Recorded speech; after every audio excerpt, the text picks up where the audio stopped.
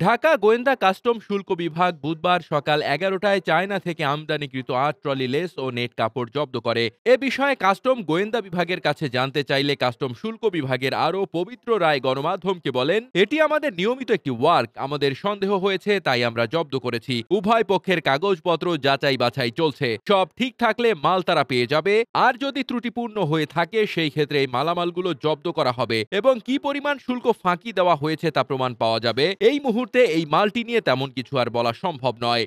China থেকে আমদানিকৃত পণ্যগুলো রান এক্সপ্রেস কর্তৃক প্যাকেজিং হয়ে এদেশে এক্সিট হয়। দুটি সিএনএ প্রতিষ্ঠান আমদানিকৃত মালের সাথে সংযুক্ত আছে বলে নিশ্চিত হওয়া গেছে। র এনকং এবং গ্লোবাল ওয়ে এই দুটি প্রতিষ্ঠান সিএনএফ এর দায়িত্ব পালন করছে। এদিকে কাস্টম বিভাগের এক কর্মকর্তা নাম প্রকাশে অনিচ্ছুক গণমাধ্যমকে বলে, মোকলেস ওরফে ভাগিনা মোকলেস নিয়মিত সরকারি শুল্ক ফাঁকি দিয়ে এ ধরনের অপরাধের সাথে যুক্ত থাকে। শুল্ক ফাঁকি দেওয়া তার বাম হাতের খেলা। যেন এক পণ্যের কথা বলে আরেক পণ্য হর হামেশাই আনা হয়। তবে এ বিষয়ে মোকলেস ওরফে ভাগিনা মোকলেসের সাথে কথা বললে তিনি বলেন, এই মাল আমার না, আমি এ বিষয়ে কিছুই জানি না।